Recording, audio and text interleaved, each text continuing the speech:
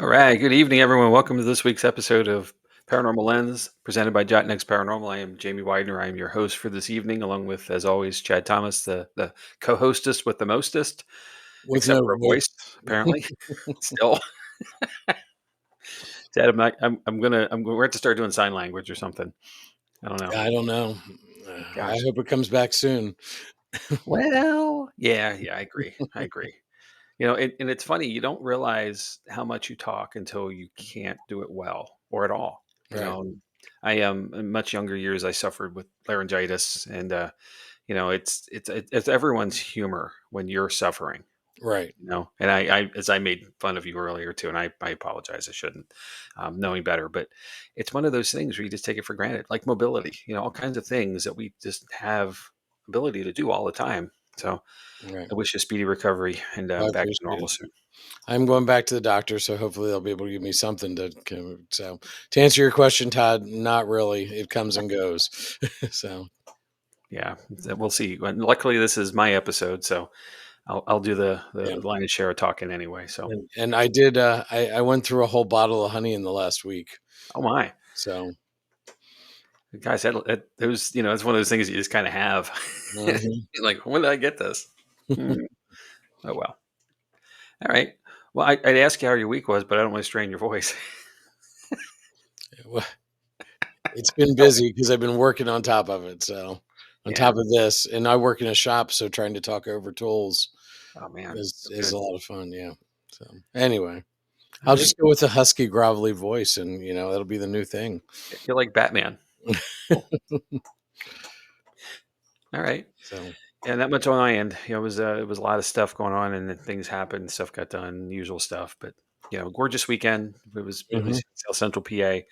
It's good to get that get the spring season started. It feels like it now finally. All yep, these months of cold and ick. Um, it's just been gorgeous this last couple of days. A little rainy here and there, but all good. It's April. or a lot of rainy yesterday. Well, a lot, yeah. But I guess I can't say April showers yet yesterday, but May showers bring April flowers, probably. It Something. definitely brings grass. Mhm, This weekend is like the official start of mowing season here, so yep. yeah, yeah. Yeah, well, Oh, wait, I don't have to do that anymore. you're stuck. You're absolutely stuck. Well, hey, if you need to stay in practice, I got plenty Nope, of nope, yard nope, here for nope, nope, nope. you. All right, fine. All right. Well, that's really you know over here, right? We should dig into this. I got a lot of good stuff to cover for you guys tonight. So, the topic is paranormal hoaxes, right?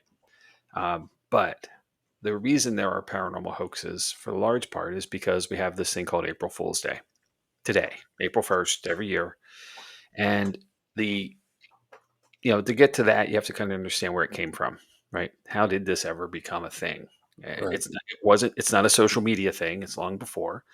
Um, it's got actually a really interesting origin. So let's dig into it.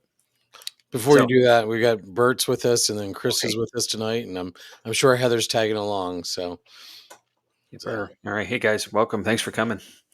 Um, the the origins of April Fool's Day. So there's a couple of thoughts here, and there's no good proof documentation saying this is exactly that. So I'm going to cover a little bit of it. Some historians speculate that April Fool's Day dates back to 1582, when France switched from the Julian calendar to the Gregorian calendar, as was called for by the Council of Trent back in 1563. That seems like a long time to implement something, doesn't it? 19 years? yeah, Eh, Oh, well. In the Julian calendar, as in the Hindu calendar, the new year began with the spring equinox around April 1st. People who were slow to get the news or failed to recognize that the start of the new year had moved to January 1st and continued to celebrate it during the last week of March through April 1st became the butt of jokes and hoaxes and were often called April Fools. These pranks included having paper fish placed on their backs and being referenced to as Poisson d'Avril, which means April fish, said to symbolize a young and easily caught fish and or a gullible person. Historians have also linked April Fool's Day to festivals such as Hilaria, which is Latin for joyful, which was celebrated in ancient Rome at the end of March by followers of the cult of Cybele. It involved people dressing up in disguises and mocking fellow citizens and even magistrates and was said to be inspired by the Egyptian legends of Isis, Osiris, and Seth. That goes way back. April Fool's Day spread through Britain during the 18th century and up to Scotland. The tradition became a 2-day event, starting with the hunting of the gwach, which was said there were people who were on phony errands. A gwach is a word for a cuckoo bird or a symbol for fool, followed by the tally day, which involved pranks played on people's derrieres. It's a nice word for butts. Uh-huh. Just pinning fake tails or kick me signs on them. That doesn't sound like anything we do today, right? No. Yeah. There's tradition. We got to keep doing it. Also, speculation that April Fool's Day was tied to the vernal equinox, or first day of spring in the northern hemisphere, when Mother Nature fooled people with changing and unpredictable weather. We know nothing of that here in South I was gonna say Pennsylvania. that sounds really familiar. Yeah, When I'll go with when that one all day. when you were talking about Guac Day, I thought it was gonna be a Mexican holiday. No, that's guac. Yeah, Yeah. it's different, totally different pronunciation by like half a syllable. Uh-huh. No, you're right there. Hey, that's coming up too. Guac Day. It's May 5th. Uh-huh. Um, in modern times, people have gone to great lengths to celebrate April Fool's Day hoaxes. Newspapers, radio, and TV stations, as well as websites, have participated in the April 1st tradition of reporting outrageous fictional claims that have fooled their audiences. Some examples. In 1957, the BBC reported that Swiss farmers were experiencing a record spaghetti crop and showed footage of people harvesting noodles from trees. In 1985, Sports Illustrated writer George Plimpton tricked many readers when he ran a made up article about a rookie pitcher named Sid Finch who could throw a fastball over 168 miles per hour. That's some heat. Yeah. Mhm. In 1992, National Public Radio, NPR, ran a spot with former President Richard Nixon saying he was running for president again. Only it was an actor, not Nixon, and the segment was an April Fool's Day prank that caught the country by surprise. In 1996, the fast food chain Taco Bell duped people when it announced it had agreed to purchase Philadelphia's Liberty Bell and intended to rename it the Taco Liberty Bell. I remember that one. I do too. In 1998, after Burger King advertised a left handed Whopper, scores of clueless customers requested the fake sandwich. I brought this up to a coworker today, and he was like, "Do you think they still make them?" Jeez. Yeah. Yeah. Okay. I said no. They discontinued it. And Google, our favorite search engine, Uh, notoriously hosts an annual April Fool's Day prank that includes everything from telepathic search to the ability to play Pac Man on Google Maps. Waka, waka, waka. mhm. And in a personal experience that I've had, Chad, our local farmers grow a lot of hay, right? Right. And in between seasons, they store it so that, it comes out at the end of the summer and it stays, keep it as they need it for their cattle and so forth through the winter. So they largely roll them up into these big round bales, right? Right. 4 or 5 feet round. And then they cover them in a white kind of vinyl tarp type product. Right. So one day with the kids in the car, I drove by a farm that had a whole bunch of them out on the edge of the pasture. And I said, "Oh, look, that's where they grow marshmallows." And they believed you? For a little while. They claim they never did, but I know. I saw the Uh-huh. look. Did you see anything today online that would have Today was too busy for that. I uh, just realized that I should have as I was reading that, but no, I've not. the one thing that I saw is that Wawa is buying sheets. Ooh, interesting. All right. Well, it's a hoagie, man, right? Either way. Uh-huh. Oh, well, I don't think I could live without things having Z at the end of every word. So Exactly. I don't know. I don't know how I feel about that. Although Wawa does have a really good turkey sub, especially their Thanksgiving one with cranberry sauce. Oh, now I want one. Never podcast hungry. Okay. All right. So that's the backstory of April Fool's Day, right? Okay. It's been going on for hundreds and hundreds of years. So, which is really fun. And, obviously it's great to have the joke and it's not so fun to be the joke, Right. joker, jokey. Um, but, it is generally all in fun and it's really meant to be that kind of lighthearted intent. Right. So, but hoaxes. are something uniquely different. And hoaxes generally are a little bit more serious to intent, maybe something, an underlying intent to it than just being lighthearted. So let's talk about what they are first. So our friends at Merriam-Webster say that a hoax is a humorous or malicious deception. Goes both ways, right? But Right. it's a deception. The word origin is from the late 18th century and is probably a contraction of hocus. And Chad, after all, isn't it just hocus pocus, Yep. right? And for you Scrabble players out there, HOAX is, at minimum, a 14-point word score, with the X being 8, the H being 4, the O and the A are 1 each. If that on a triple word score, you're winning the game, or at least well on your way. Yep. So we're here for paranormal hoaxes, right? So Correct. hoaxes in general happen all the time. Weird stuff, bad things, good things, either way. But let's talk about some that are notoriously paranormal and well noted. So I'm going to give you a bunch of examples. The first is called the Fox Sisters. On the night of March 31st, 1848, which is April Fool's Eve, 14-year-old Maggie Fox and her 11-year-old sister Kate reported a recurring mysterious phenomenon in their bedroom. Every night, as the two went to sleep in their clapboard farmhouse, they would hear a strange knocking sound coming from the walls. Even stranger, the knocking seemed to respond to their questions. Not unusual for paranormal investigations, right? Not at Call and all. response. Well, we're on to something. If you are an injured spirit, manifest it by 3 raps, inquired the girl's mother.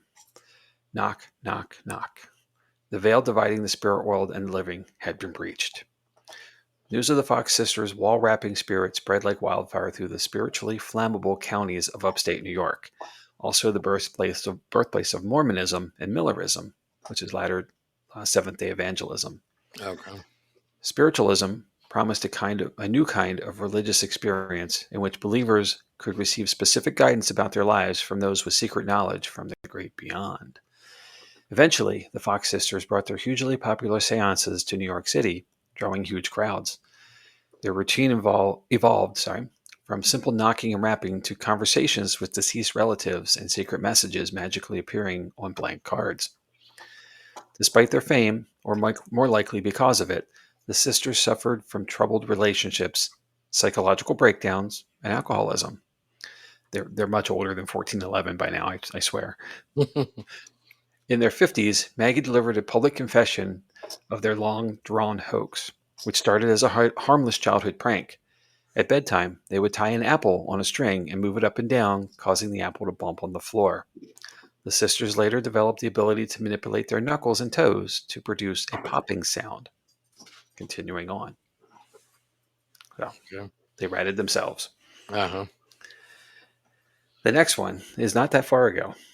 Let's go back to 1995, and the Fox television network aired a special called Alien Autopsy, Fact or Fiction. Remember this one? Yep. I do too. Which became a surprising ratings bonanza and a pop culture phenomenon, cap- capitulating the topic of UFOs back into the national conversation. Because if you recall, the 70s, was a big era around Project Blue Book, a lot of things, Yep. and then the 80s kind of became something else. So now The you A were team back. was on in the 80s. The 80s, that's right. They were going to solve those aliens. I mean, if you could find them. Yeah. Yeah. So speaking of TV, capitalizing on the popularity of its cult hit The X-Files, Fox bought 17 minutes of grainy footage from British TV producer Ray Santilli, claiming to record a secret U.S. military autopsy of an alien life form recovered from a UFO crash site near Roswell, New Mexico. And we all know that back in the 40s. Right. The footage, reportedly bought from a retired military cameraman, showed the bloodied corpse of a hairless, large-headed alien with reptilian eyes being roughly dissected by a team of doctors in protective surgical gear. The shaky camera work and blurred close-ups lent a sense of realism to the footage while making it exceptionally difficult to get a good look at the creature or its gooey innards. Although most TV viewers immediately dismissed the footage as fake, the light, rubbery flesh of the alien was hard to ignore. Producer Santilli vouched for its authenticity. And at least until 2006, when Santilli began promoting a second alien autopsy film, this one a mockumentary about the filming of the original. In press interviews, Santilli confessed the truth that the original footage was irreparably damaged during transport from the US to England, and that he hired a team of special effects artists and actors to restore the lost footage for the special. Bum, bum, bum. Mm-hmm. All right. And I wish our good friend David Dermidi was with us for this one. So I think he has a little bit of a knowledge of the source. This one's called The Surgeon's Photo of the Loch Ness Monster. The legend of the Loch Ness Monster was captivating northern Scotland for over 1,500 years. Carvings of a carvings of a flippered beast with elongated head are etched into the ancient standing stones near the massive lake south of Inverness. However, the hunt for Nessie reached a fever pitch in the 1930s when a newspaper report of an enormous animal rolling and plunging on the surface prompted thousands of tourists to flood the area, hoping to catch a glimpse of the Jurassic beast. The famous photographic proof of the Loch Ness Monster is a blurry 1934 image known as the Surgeon's Photo. The iconic image, supposedly snapped by respected Dr. R. Kenneth Wilson, shows the shadowy profile of a creature, its long neck, outstretched above the water. The powerful image served as a de facto proof of the mythical animal's existence since its original publication in London's Daily Mail. Not until 1994 did a series of revelations bring the real story behind the surgeon's photo to light. The creature was, in fact, a model built atop a toy submarine, part of an elaborate hoax perpetrated by a big game hunter named Marmaduke Wetherell. And a name like that, he's got to be a big game hunter. Uh-huh. Wetherell held a grudge against the male, which had hired him in 1933 to track down the Scottish monster. He was publicly humiliated when he mistook phony hippo tracks for Nessie's footprints somewhere along the shoreline. Wetherell's 93-year-old stepson confessed to building the makeshift model for his father, who was able to convince the otherwise honorable Dr. Wilson to deliver the photo to the newspaper. Bom, bom, bom. Mm-hmm. Chad, this one's going to sound familiar. Well, Todd and Carmela had a comment here. Do you think Nessie is real?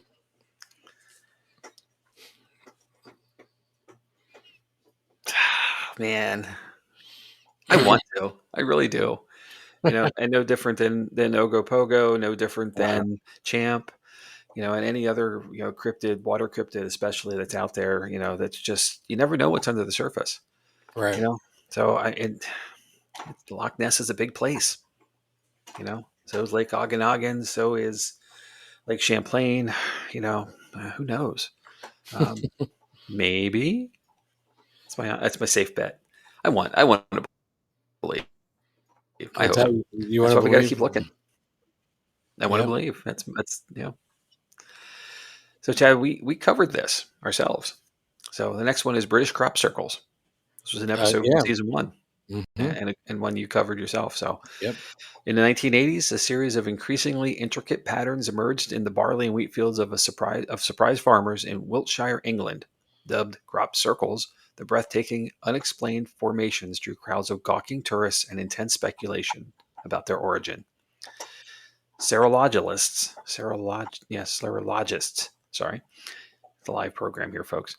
A series crop circle junkies are known, hypothesize that the circles, which always appeared overnight, were either landing pads for alien spacecraft, decoded messages from higher intelligence, or symbols downloaded psychokinetically from the collective subconscious.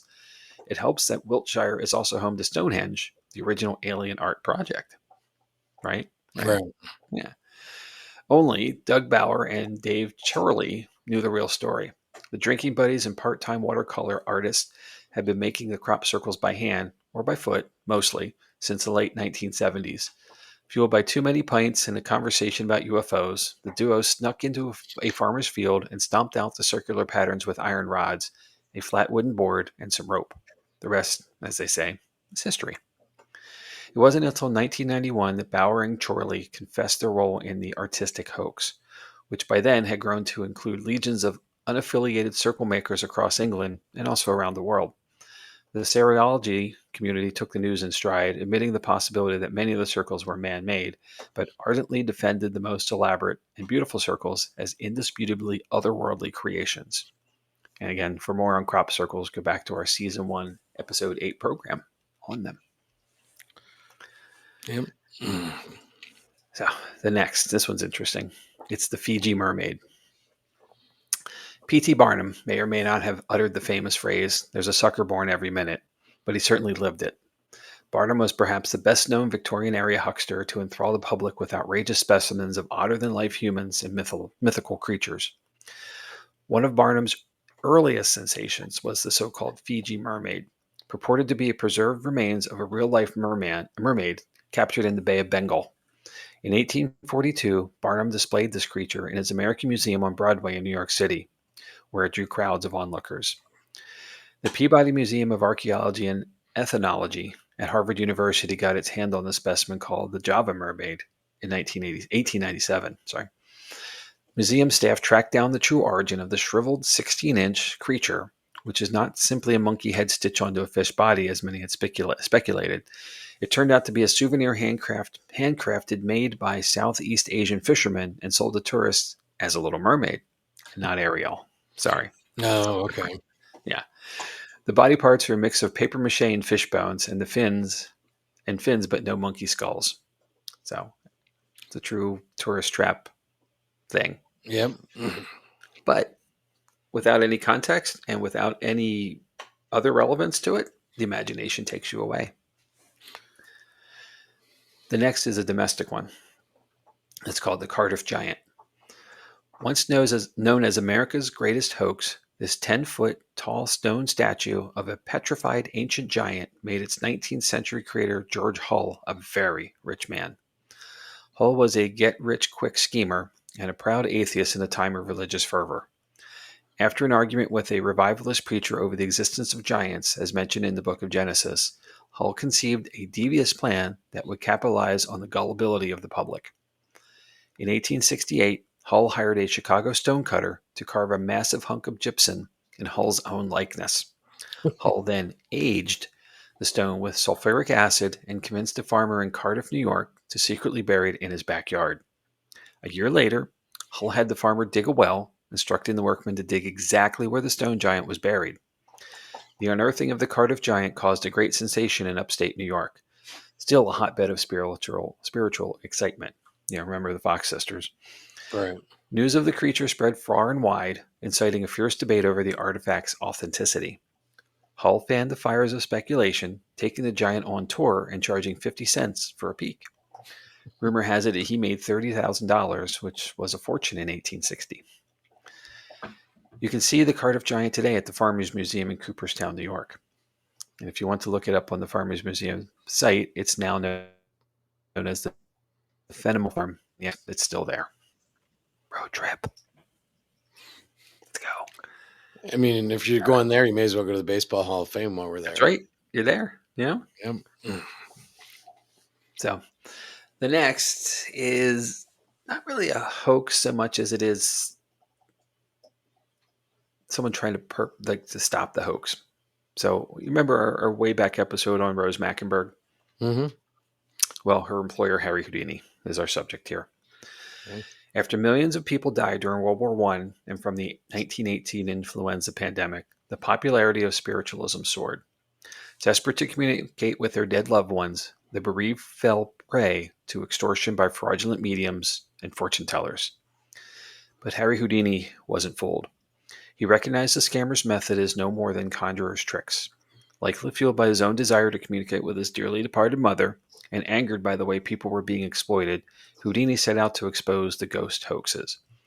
In his stage show, he revealed the fraudster's techniques. He used a team of undercover investigators to collect proof of seance deceptions. His head secret agent was a young New York private detective and disguise expert, Rose Mackenberg, a woman who continued her ghost-busting career for decades, long after Houdini's death in 1926. And for more on Rose, go back to our Season 2, Episode 18 podcast on her. Chad, this one I know you know. Okay. I know everybody knows this one. The War of the Worlds. Yep. Orson Welles didn't mean to mastermind one of the greatest hoaxes in history. Mass hysteria was simply a byproduct of a high-quality radio play in an era where World War loomed, the space race was in its early stages, and most people got news and entertainment from their receivers. According to History.com, On October 30th, 1938, broadcast began at 8 p.m. with an introduction presenting the Mercury Theater's update of H.G. Wells' science fiction novel, The War of the Worlds. But unfortunately, many people were still listening to a popular ventriloquist on another station until 8:12, and therefore missed the disclaimer. Wells' take on Wells' Martian invasion tale started with a weather report and a concert live from the Hotel Park Plaza before news alerts about explosions on Mars, a meteor crashing into a New Jersey farm, and eventually aliens with tentacles, heat rays, and poisonous gas broke in. Terrified announcers were then saying cylinders had landed in Chicago and St. Louis, 7,000 National Guardsmen had been wiped out, and that people were fleeing. Only the panic turned out to be real, as potentially 1 million listeners thought Earth was under attack. People crowded the highways, armed themselves, begged police for gas masks, requested their power be shut off so aliens wouldn't see them. Why they couldn't just turn off their lights, I don't know. And retreated for shock at hospitals. A woman ran into an Indianapolis church during an evening service to proclaim, "New York has been destroyed. It's the end of the world. Prepare to die." Okay. When CBS got wind of the hysteria, Wells went on the air as himself to remind listeners that it was fiction.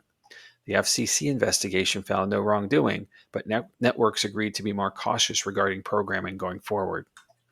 In spite of the hysteria and chaos War of the Worlds created, there was a silver lining. The attention scored Wells a Hollywood contract, which enabled him to write, direct, and star in his 1941 masterpiece, Citizen Kane, and many others after. Yep. It was a big deal. Yeah. And quite an interesting situation, like the paranoia, boom, moment. Right. All right. The next is called the Cockleen Ghost. And Chad, even royals can fall prey to paranormal pranks, according to the Daily Mail. Okay.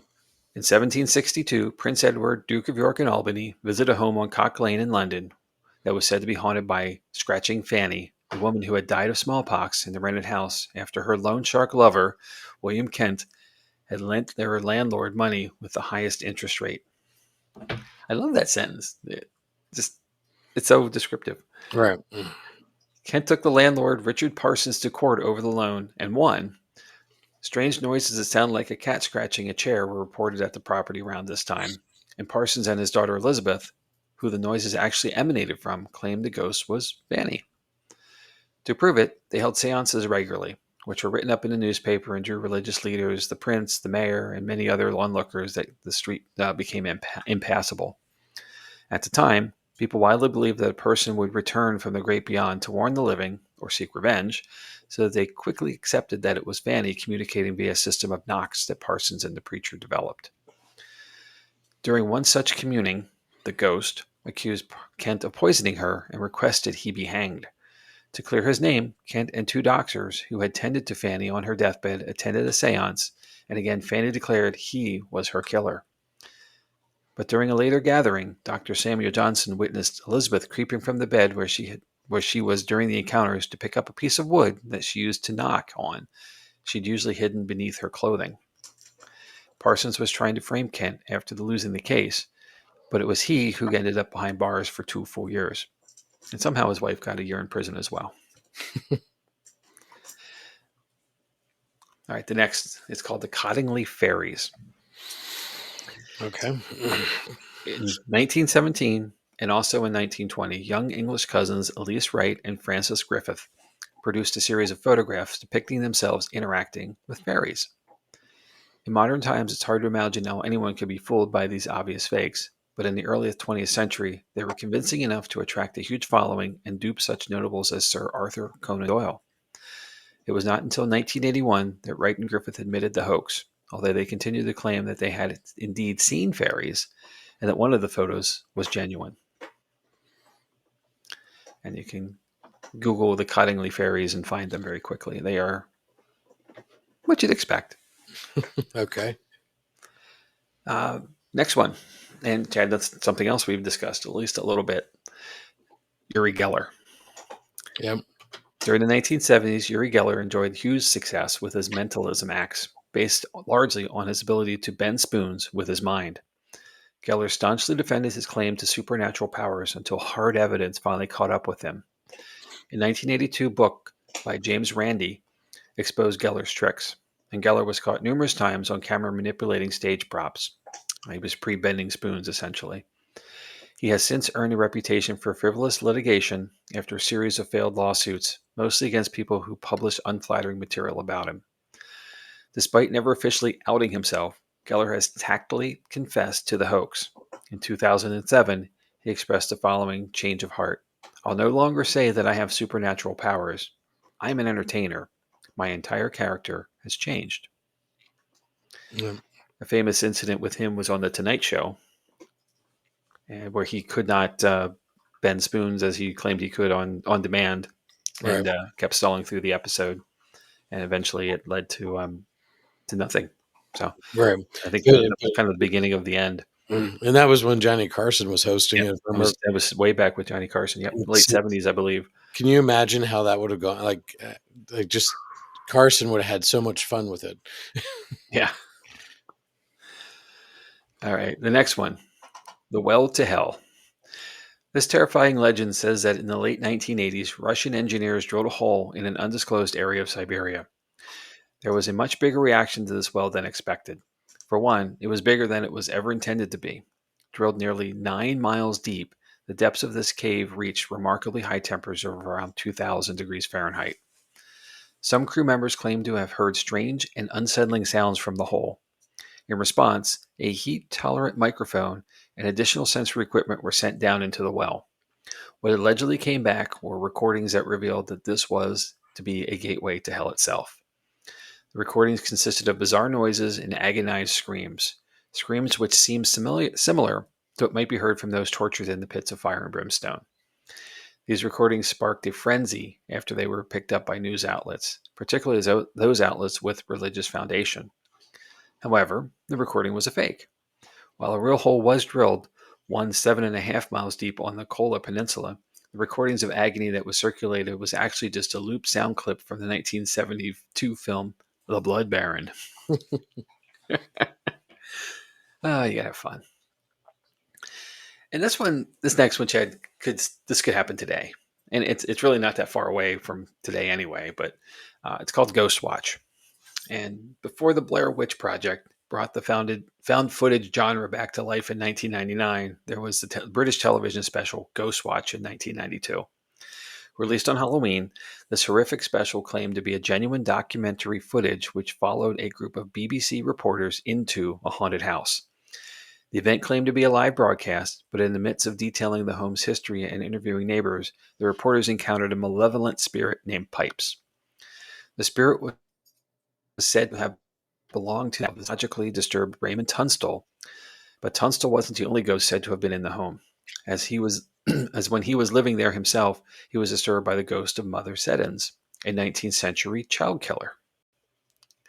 Reporters seem to consider the whole thing to be bogus until one of them is dragged away by a spirit. It's revealed that the broadcast has acted as a widespread seance that has only given Pipes more power to go out and terrorize the nation. Viewers were terrified by this display, and to an extent not seen since the broadcast of War of the Worlds in 1938. The cast, crew, and writers credited on the project, the special was eventually exposed as mere horror mockumentary. Nothing about the special had been live, but rather pre-recorded segments enhanced by FX weeks in advance.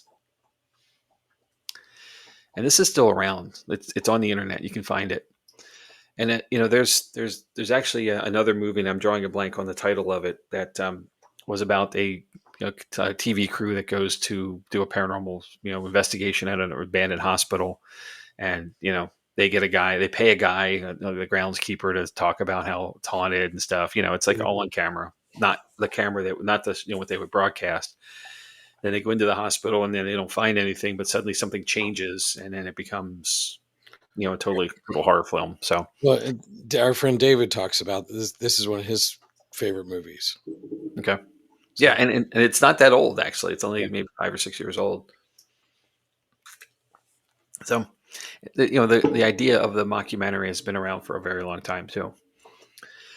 So, why do we fall for hoaxes, Chad? You know, because there's just enough truth in them well, that's true. That is to true. make you like, "Ah, it could, yeah." So, there's a couple of things I want to cover here, and part of it is the establishment of trust and credibility. Con artists often build trust by faking what they are representatives of credible organizations. The name of the organization and its professional tone often make people believe it. They may text, mail, or call you through the label of such highly credible sources. People can be persuaded better if they believe the information from a highly credible source. Moreover, scammers also learn about the victims and present messages as trustworthy. They may also act as familiar and try to establish some kind of liking in you. Once trust is gained, it's difficult for you to doubt that person. Hmm. The role of emotion. Understanding your emotion is often important. Your emotional vulnerability is a strength for hoaxes and con artists. Strong emotions like fear, greed, danger, hope, and more can often lead to you to act quickly without much thought. Scammers often take advantage of such vulnerabilities. In fear, your fight or flight system gets activated when you are in fear and perceived danger. Scammers create this fear by claiming your bank account may be compromised and you ask for your personal information to rectify it. In such a situation, people often tend to act impulsively and provide the information. Greed. Getting money quickly and easily is a very compromising tactic con artists can use. People never get satiated by money, so it's very easy to persuade them of giving promises of monetary benefits. Hope. It's easy to manipulate a person in crisis by providing hope to them. This can be done by promising cures to some non curable disease and taking money through them. Also, there are cognitive biases. Do you solely believe your thoughts? People often have a tendency to see things only from their biased perspectives without looking for alternate ways. Sound Hmm. familiar to these days? Yeah. One we talk about all the time is confirmation bias. This solves selectively attending to information that aligns to your existing beliefs. Scammers who know about your biases can easily persuade you by creating messages that convince you. There's an authority bias. People are more likely to comply with authority figures. Con artists use this and adopt the role of a government or powerful organization. Most people tend to comply with requests from these scammers because of their perceived authority. And there's the scarcity effect. This technique often used to increase the selling of products. People have a tendency to secure things that are scarce, so creating a sense of urgency by showing limited time offers can cause people to fall for it. Right? Act now. And lastly, heuristics. These are mental shortcuts you often use to make judgments. Scammers use these by creating fake reviews and ratings so that the product seems more genuine and reliable. All right. Also, there's social influences. We often have a tendency to follow social expectations and norms. Con artists and hoaxers can use these by various ways. First is normative social influence. We often have a tendency to fit in. Scammers use this by mentioning that millions have already benefited, so you also try to conform to it. There's informational social influence. This is applicable in situations in which you are uncertain. So the person who seems an expert can persuade you and influence your judgments. A lot of times there's celebrity endorsements. Right. And reciprocity. People often have a tendency to do something for someone who once did some favor to them. So if a scammer gives you a favor or an offer, you believe you owe something to them. Lastly, here, the confidence of con artists. In social media, we can see different influencers spreading fake information and pseudoscience. Many people fall into it. Such fake influencers get more followers than real professionals do. Why does this happen? Sometimes people focus more on the way of speech than its content. There are Uh, two models of persuasion: the central route of persuasion and the peripheral route. Some people analyze each thing deeply before making decisions. Some people need a central route of persuasion explaining different perspectives and all the details to get convinced. In contrast, most people just need a peripheral route of persuasion. They get convinced by the surface features of information, like the way the speaker speaks. The speakers who speak in confidence with bold and loud voice may be perceived as credible more than those who speak in a low or feeble voice. Interesting. hmm All of which are ways to get us to believe in things that we normally wouldn't. Right. Because it's if you sound like you know what you're talking about, Yes, then you must know. right. Well, I say this all the time. If you act like you know what you're doing, people tend to believe you. Right. You know, and therefore, all right. So let me cite some sources and we can discuss all this. Sure. So, first is Merriam-Webster.com, psychologs.com, howstuffworks.com, readersdigest.com, paranormalencyclopedia.com, and history.com. All right. So, first of all, happy April Fool's Day, Chad. All Thank right. you. Yep. And hopefully, no one fell for anything overly damaging today, other than something worth a laugh. But there are a lot of things out there, and people, hoaxes are intentional. That's the one thing I've gathered out of all of this. The idea is that you are, and hopefully, and I say hopefully with all sincerity, that it is really meant to be something in fun, in jest, Right. harmless. That it should you fall for one, but the reality is that there are people out there who are trying to manipulate us and gain from the effort they're created, and because of that, bad things can come along. Right. So, how do you feel? I mean, it is easy to fall for these things because like I said earlier, there's just enough proof, or there's just enough to bite on. There's a nugget just to hold on to. Um, so yeah, Todd and Carmela have a comment here. Just saw. That's why I was smiling. I saw it too. Mm-hmm. Yeah, Nick Groff has said he's leaving the paranormal field, and a couple smiley faces there. Um, yeah, okay. So, I mean, I would think a bigger hoax there, or a bigger laugh, would be that Zach Baggins says he's leaving the paranormal field. You know, yeah. but you know, I mean, we all fall for pranks or hoaxes, and I can't imagine something like the War of the Worlds thing. I can't imagine what that must have been like.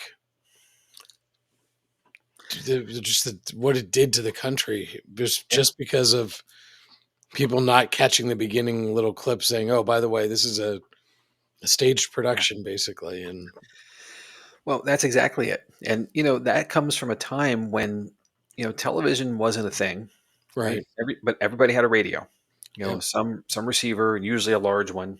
Somewhere in the home that was the source for a news. Everything came out of hmm that box, and the people who presented the news were trustworthy. And I'll go back to being a kid. right, Uh, you know, I grew up with Walter Cronkite.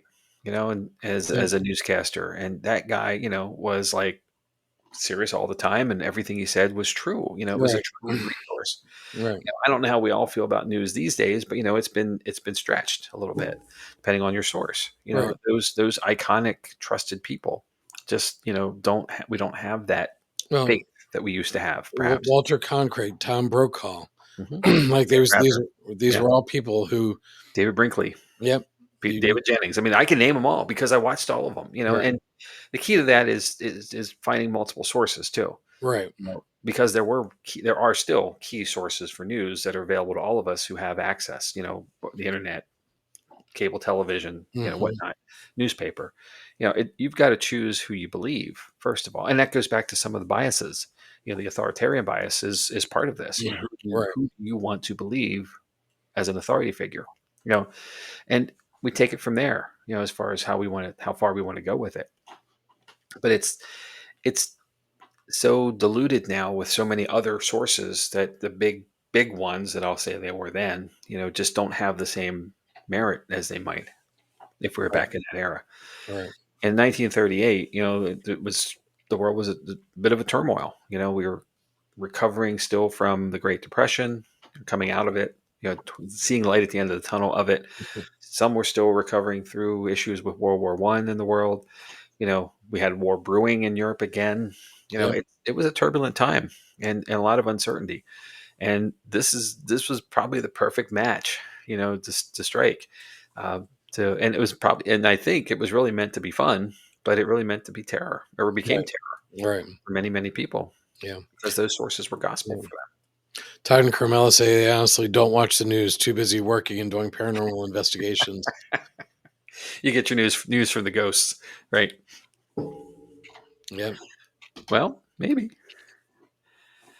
You know, it goes to the fun of it too. You know, like I think probably well, there was a little bit of spite in the Loch Ness piece with the surgeon's Right. photo, and spite does not make right. Never will. Never No. does. Never will. Um, but some of these were meant to kind of be fun. You know, the Fox sisters, I'm sure, started off as being fun. Um, the the Fiji mermaid probably was meant to be fun. You know, um, the Cardiff giant was certainly more spite, Right. probably, or to see how far you could take something anyway. I'm a little worried that Bert gets all his Oh news from the my, View. Bert, Bert, Bert, Bert! You lost the remote, didn't you? All right. Well, can't unsee that. Okay. Um, moving on. Love you, Bert. The idea though. Uh, oh, geez. Orbs are not real. That was exactly your. I'll bring that recording next time I see y'all. Uh, the um, the idea of I lost my train of thought completely by that. Jeez. Right. Thanks, guys. Um, damn it. Uh, the idea that people can have fun with this stuff is great, and that's Right. that's really what I think of when I think of April Fool's Day specifically. These weren't necessarily April Fool's jokes; they were hoaxes that happened through the year, Right. years, any time of the year. But it it kind of it just takes you to a place where, like, if you are a mischievous person, you're going to do stuff like this. Right. And I'll say this, Chad, you were with me when this happened, so I think I can talk about it. We were at West Virginia Penitentiary. Yep. You start laughing, you know what I'm going to say. I know where you're going. Yep. Right. So you and I are coming from the maximum security block, heading back to the lobby area, taking a break, kind of thing. And you can't get there without passing by like the cafeteria and the hallway that leads through that area. And that hallway is where the Shadow Man was captured. Famous photo many years ago, And as we're coming through, we see there's folks in the hallway, but there are two rooms to the right that can join, and you can kind of go most of the way down the hall to get to that beginning part. Right. And as we get to the doorway, these folks are very intently trying to recreate the episode that happened that other time. They've got a laser grid up. They're doing a call and response session, and I can't help myself. I just can't. So, is there anyone there? Oh yeah, I'm here. Messing around, and then of course they're like, I'm here. You know, and then I'm like, yeah, come closer. Because I'm just talking from the doorway. They can't see me. You know, and at this point, I'm starting to laugh so much I can't hold myself. So I finally step out. I'm like, guys, it's me. I'm sorry. I'm messing with you. But that kind of stuff. Right. Obviously, if they weren't playful with it as well, I would have just ruined some good, credible evidence they thought they were capturing, and I did, for that matter, because it wasn't real. But the idea of that, kind of just having fun with each other while you're out investigating. That's the Yeah. stuff. You're with a good group of people when you can carry on Right. and not do it Sometimes you with. need to break that tension too after Yes. hours of stuff. So, Todd and Carmela have a comment here. Of all out of all the great hoaxes, do you think War of the Worlds holds the honor? Yes and no. For the masses and for an immediate momentary like explosion of panic. Yes, Right. absolutely. It's hard to top that.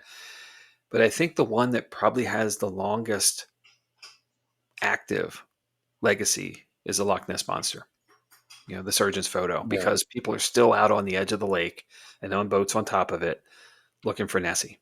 And again, Right. I'm not saying whether it's real or not. I can't tell you that. I want it to be, but Right. we have, since 1938 or whatever it was, we haven't found a whole lot more credible information. And people Right. still believe that photo isn't faked, even though there's proof to say so. Right. So, it goes back to what you want to believe. It's your confirmation bias. Right. You know that that's true, so therefore you believe it is, and that's fine. You know, that's why people. I mean, that's a good thing. I shouldn't say it's fine. It is, I guess, but it's a Right. good thing because people are still moving forward, trying to do the work of collecting evidence and doing the effort Mhm. of being diligent to see if there is something, and that's fantastic. So does War of the Worlds fall into a hoax because it wasn't intentionally a Yeah, hoax? You know what I mean? Like it turned out to be something, but it it was wasn't never meant to be. It intended. wasn't meant to be a hoax, but Right. it was perceived as one because of the lapse of the folks who joined at the beginning, Right. and the belief there. It might be a miscategorization. I'm not going to argue that, Right. um, because it was credited as being an adaptation of H.G. Wells' novel in the beginning. Right. But again, if you miss something, um, you never, you're going to walk into it at the point where you start and go from there. Breaking news from Todd and Carmela: the Curse of Oak Island has found the treasure room in gold. So, good. I don't have to watch the recording I have tonight. Well, because that's on right now too. Um, so, yeah. And Heather and I are connecting on that mental level again because she had just said that to Bert. So Well, hey, since your voice is scratchy, Heather could be your spokesmodel. This is great. I don't know. I'd hold out for some compensation, Heather. I'm not sure what, but hey, you know what I've got, Jamie?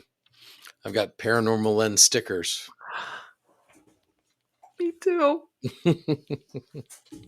Yeah. So it's cool, and I think it's a great question. Any of this, that people are still talking about it means it was a good hoax. It was a Right. good intention anyway. Pretty well, pretty well planned out, pretty well executed. That's the stuff we remember. I mean, people pull pranks on us all the time. Like haha, good one. It disappears to memory, out of memory. But these have had the legs to last a long, long time. And the some come at expense. Like the Cardiff Giant had to have some cost to have an artist create a Right. 10 piece of gypsum. That's not cheap or small, easy to manage. That kind of stuff was elaborate and intentional. Some are meant to be more foolish, kind of, or childlike, with the Fox sisters, they're bumping an apple around. That became a thing. And they saw a way to make money. So why not run with it? Right. Right. Right. And it lasted a long time. So, which is pretty cool.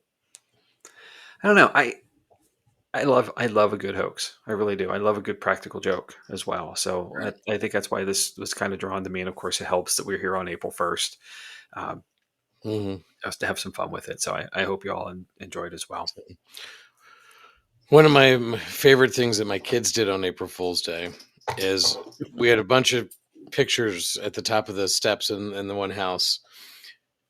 And I don't know how long it took us to notice, but Alex had taken, and they weren't just pictures, they were collage pictures. So there were like 6 or 7 of them in each frame, and then we had like four frames.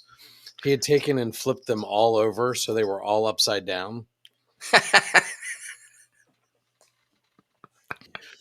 And it just, it looked fine. And then we're like what Huh. what's going on over there? And yeah, and it took us a second, but we figured out who it was too. So Yeah, they say that one. That one's pretty obvious, right? yeah, so Alex for the win. yeah, I am at Christmas time. A friend of mine has a little block set, like the blocks you would get as a kid that say Noel. yep, It's always sitting on the windowsill in the kitchen, And every time I would be there, I would respell it to Leon and yeah. just Alex, I have the same. I have a set of figurines holding the letters, and yep, he does the same thing to me on that one. right, Leon or Lone, one or the yeah, other. yeah, right. I change it as much as I could, and and then like a week later, I'd get a message like, "You were messing with my blocks again." Yeah, you're right. They're going to be there. I'm going to mess with them. Uh huh. So, So but all meant in fun, yep, all lightheartedness. yep. So, all right, sir, that is my book That's report. what you got. All right. Well, nice job, Jamie. There are quite a few of them that you covered. So It was more than I thought there would be, actually. And mm, there's a few things that I left out. Um, the Bell Witch came into play. which is an episode we covered back in season one. Because but it's never the story of the Bell Witch was, documented about 80 years after the Right. actual events.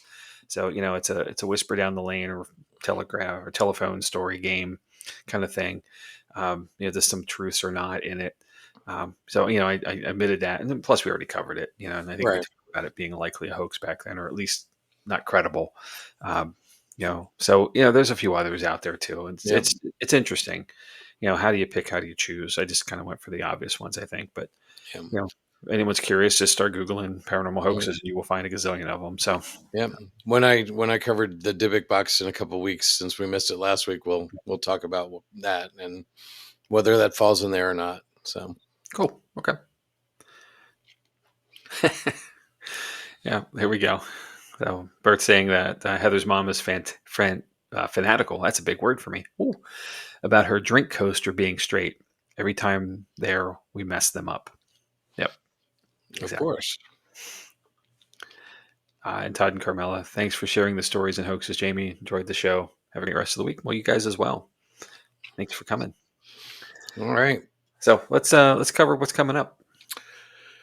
Well, let's see next week. Hopefully my voice is back and we'll be able to cover this because I'm going to cover the Trans Allegheny Lunatic Asylum, the history of it. And then the week after that, we're going to, everybody here knows that we're going to be investigating down there on the 10th of April.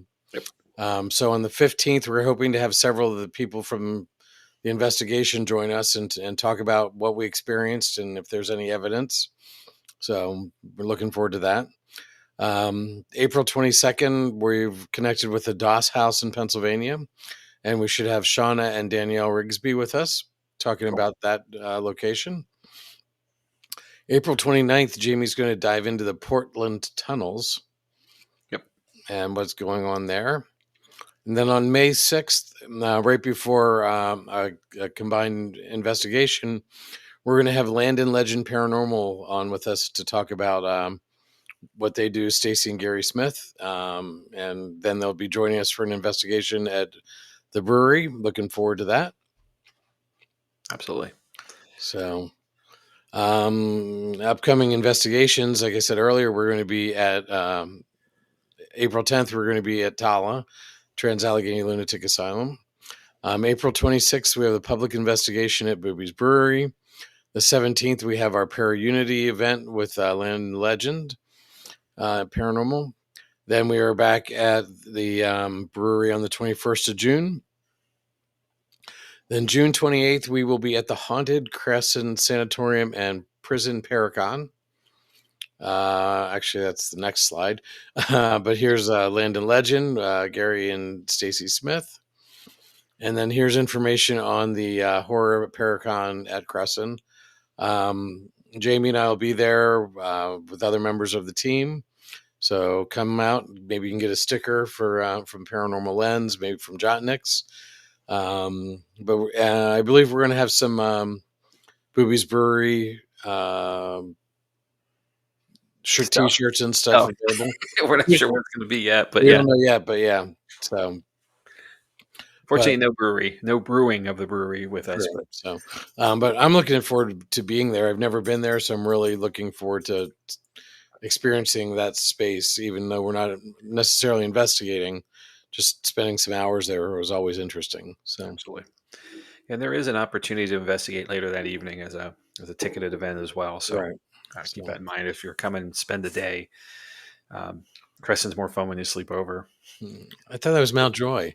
Everything is more fun when you Okay. sleep over. Yeah, just insert name here. All right. So then find us on social media. You found us on Facebook or YouTube. We have Instagram, TikTok, working on the website, still working on the website. It takes time, especially when you have no time to work on it because you're busy at your real job. Yep. But yeah, I think that's covers most of it. I think so. Yeah, there's a lot going on, a lot coming up. And thanks for come along for the ride with us here.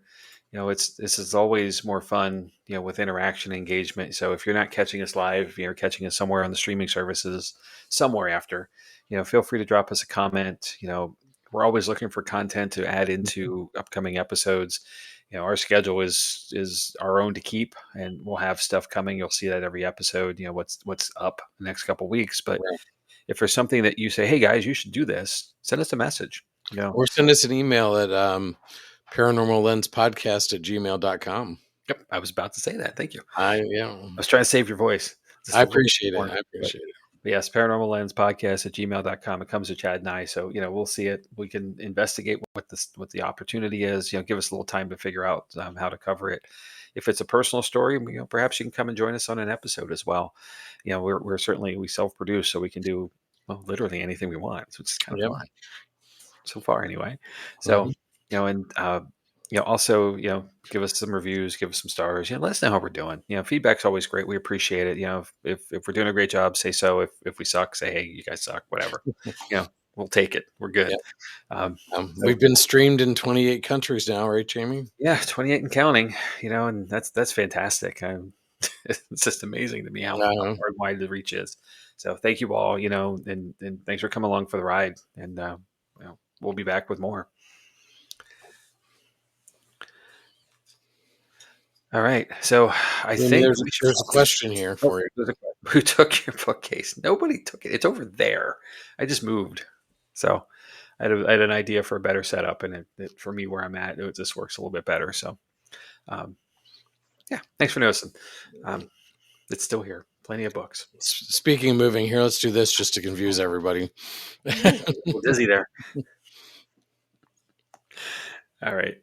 Any last thoughts, Chad? No, I don't think so. Okay. I appreciate you putting the time and research into that one. Looking forward to Tala next week. Yeah, I was working through my time card and for work, and we're 2-week pay period, and I'm like, there's PTO on my time card for next week. That means I'm going somewhere. Finally. It was like, yes, we're there.